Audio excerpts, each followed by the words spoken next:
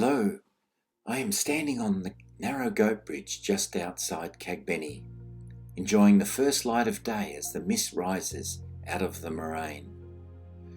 The panorama I want to show you today in this presentation was photographed high up in the Annapurna Range of Mustang in Nepal. We are walking down through the rural farming trail with our photographic workshop group. We're high up in the mountains at an elevation of around 10,000 feet, walking from Muktana through to the village of Jharkot and then on down to Cagbeni, where we are staying during our visit to this absolutely magnificent region. The Annapurnas of Nepal in early winter are incredibly beautiful, and the farmers at this time of the year are in the process of ploughing the fields with their zo, which is a crossbred yak. And while they do this chore, they yodel sing and whistle to the animals. I have co-hosted a workshop in this region a few times with my good friend and buddy Ewan Bell, and we both love the light that is found up here in this early winter time. The air is crisp and cold, but very sunny with clear, even light. And that light has a contrast in the middle of the day that sometimes can be difficult to work with, but nevertheless gives you wonderful results if handled well in your processing of the images that you have taken. The panorama is shot about halfway down to Jharkot village itself. I love this scene because of its many layers. There is a walled orchard in the foreground, and the scenery takes us through that into layers and layers of mountains and peaks, looking up to a height of over 22,000 feet in the background. The bare winter trees shimmer in the midday light, so bright in contrast to the darker hillside just behind them. It's a magical moment and evokes the strong feeling in me of this beautiful, beautiful Mustang region of Nepal, and I get that feeling every time I look at images like this. Going to our folder of the Jharkot Mustang set of images, we take those 6 into our raw converter. You'll notice in the brand new version of Photoshop raw converter, we can now change our images from the horizontal to the vertical, and I like this idea because you can see at a glance how your images might look in a panorama situation. So here we go, click on Merge to Panorama. Those 6 images now will be merged. Look how quick that is. I'm looking at spherical first of all, and it's not quite wide enough, so click to cylindrical, and I'm going to take my boundary warp to 100%, because that fence line at the bottom, I need the negative space underneath like that. That's very important. So we merge those, and those 6 files will be made as a DNG file, and that will be saved in the folder. Here you can see the panorama building. This one's quite simple. I've shot it in very harsh midday light, but it was for a particular reason. So I'm now using the highlight whites to 0, shadows to 100%, our exposure and contrast adjusted very well. We might need to do a minor one in a moment. A little bit of clarity, say 20%, and up round the 12% for texture because of those wonderful mountains in the background. Quite a bit of vibrance here, not too much. And the importance here in the color mixer set, we need to adjust the colors that are important to us, which are mainly reds and somewhat oranges, little less yellows. And you'll notice I clicked on the aquas as well because I wanted to take that blue cast off the overall photograph. In hue now, I'm just going to bump those oranges towards the red spectrum slightly more. Now, while we're in the raw converter, I always like to do a gradient, mainly in the sky this time, but we'll also do a little bit in the bottom. Bring that down just very gently and make sure your aeroplane is to the angle you want. So mine is slightly tilted towards the right side, and I'm trying to get rid of the blues out of my gradient tool so it's more to the yellow temperature. When I go into the bottom, it will be biased towards the greens to get rid of the reds, and the blues a little bit more just to darken that off, bring your exposure down, and you can see that's pretty good. So we can click that off, and apart from a little bit more contrast, because it is a very contrasty scene as you can see, we can actually now open that in the Photoshop itself, where we can do some final adjustments. And this photograph is looking pretty good. There's a couple of things I want to show you today as this builds. You can see it's reading the camera raw format, and it's a large file. When that comes into Photoshop, I'll just go up and click on the image and see what the size is. It's astounding. It's nearly 57 inches long and 17.5 inches high. So that is a big file. Right. There's a few things we want to do now in Photoshop itself. The first thing I want to look at is, number one, there's a few blemishes there from my camera, and so using the spot healing brush tool, I'm going to get rid of those first of all. My camera needs to go in for some cleaning repairs, and when I get round to that, I will do that. So we just check there's a couple more spots here we've got to look at, and that's looking pretty good. All right, now the next thing, of course, is some of these eye magnets that I don't particularly want. Little red flag there. I can get rid of the telegraph poles. I can live without those. Because of the sunlight on them, they are standing out quite a bit. They're quite strong eye magnets. So I'm just going to get rid of those. It's not detracting from the photograph altogether. We know there's a road coming through there. Okay, looking a lot better. Now the next thing that's giving me a bit of grief is the massive contrast between light and shadow here. And there's two ways I want to show you. First of all, in adjustments, we go to shadows, highlights, and it seems to be that the standard setting is always 35%, and I very rarely want that. I drop it back to 10%, click OK, and because I've made a copy, I can now make a vector mask. Here we go, and then fill that with black, which hides what I've just done. Then I take my mode, normal, and start with about 70%. And I'm going to carefully select the shadow detail that I don't want first of all, adjusting the size of my brush each time I look at a section of the photograph. And here you can see it's coming up quite nicely. Now this is stage one of getting rid of shadows. I have two tricks up my sleeve. You can see there in the little background copy box where I've actually done the shadows. And now I'm going to show you the second way we can do this, and I often like to mix the two. So going to the magic wand tool down the bottom here, I will click on the shadows, and that will give me all the shadows highlighted.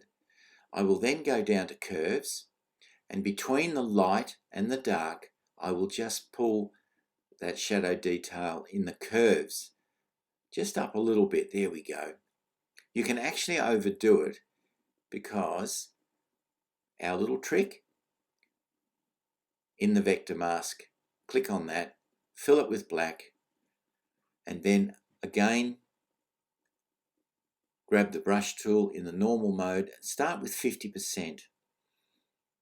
Here we go. And you know, I'm going to do these trees as well. I want to highlight those even more, and I will probably go over to the smaller ones and do those too. This is one of the features of this beautiful photograph.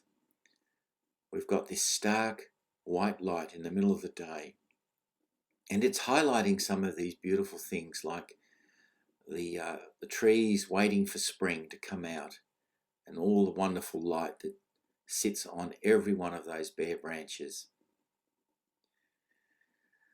Then we can go into our mode and take that right up to, well, let's do the small one first, down 20% or so, just to touch up that last bit of mountainside there. Once we've done that, I'll go back and I'll then take it to 100%.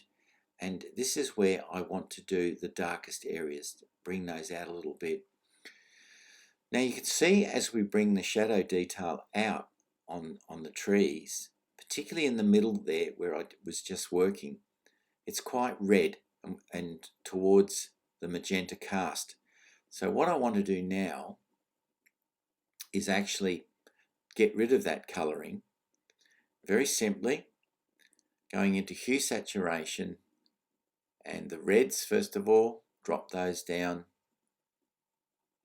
just bring the lightness up a little bit, and then the magentas, take that down, lightness, no, that's looking quite good, fill that with black, and then here we go.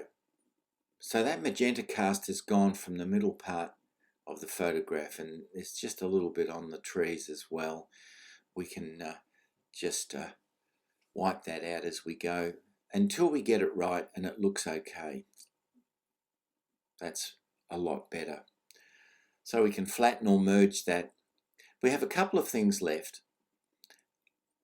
One of the big ones is the structure in the background mountains.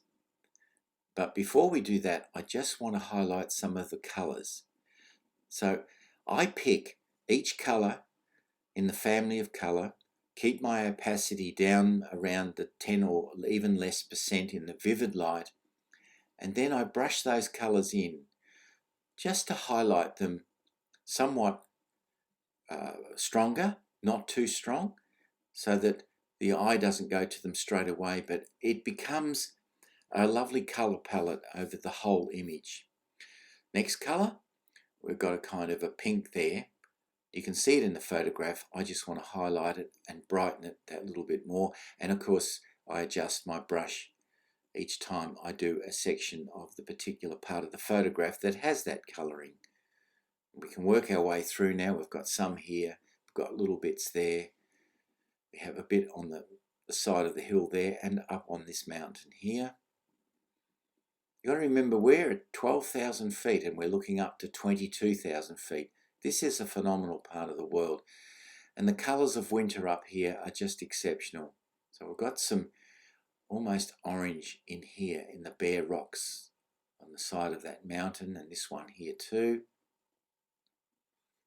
The sun is highlighting these spots. We just want to highlight them slightly more.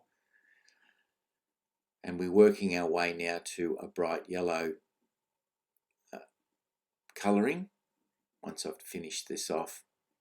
So we'll go to our colour picker once more and we'll move it up into a brighter yellow just for the final touches in this beautiful barren clay panny type of setting here over on this hillside. So the erosion here in Nepal is pretty bad. Too much goat farming over too many years, but it creates a stunning image in this kind of light, and we just want to highlight that. That's looking a lot better. Run a little bit through here in the foreground. That's about done it. Okay, making a mask now. I'm going to go into the Nick collection down to Vivisa. One of my favourite tools in Vivisa is the global adjustment in structure.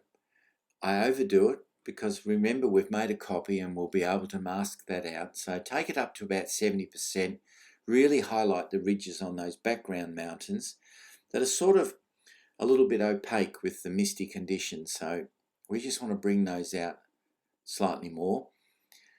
Okay, so we make our mask now, fill that with black to hide that detail. Go back to our normal light. I'm probably not going to go all the way to 100. Keep it in the high 70s or even 80%. And then with the brush, we now expose the background mountains and we bring out the detail and the structure. Structure will always add slightly more contrast to your photograph. This can be a good thing, particularly in clouds and mountains like this. If you do it in the foreground, it's almost too much. Take it to 100% now, just for the last couple of mountains, right up there around 22,000 feet. Absolutely amazing. You can see for miles in that beautiful winter sunshine up in the high Annapurnas of Mustang. Right, nice clean white and vivid light, and right down towards basically under 10%, just to highlight the snow up there in the high Annapurnas. There's little bits of snow left. Quite dry here in the winter. They do get the occasional snow, and of course it puts more snow on the mountains. When they get their rainfall after winter, that's when most of the snow comes. Now we're going to drop this size down. I know I can't do my usual 42:18, but what I can do is change the peripherals and have it slightly higher. So I've made it 45:15, put a stroke around that with a clean white, and it's absolutely stunning. The Annapurnas of Nepal in the area or region of Mustang. How beautiful is that? Okay, save as into the same folder where all our raw files are, just so we know where that panorama is. Okay, click OK, save that at the maximum, number 12. When we hide Photoshop and go back into our folder, there's our DNG file that we created in the camera raw, and there's our JPEG high resolution panorama. Absolutely stunning. This part of the world high up in the Himalayas is truly remarkable, and even after several visits I still love to see and photograph the amazing landscapes and the wonderful people who live and work up here in these magnificent mountains. To check on any future workshops you may be interested in, just go to my website.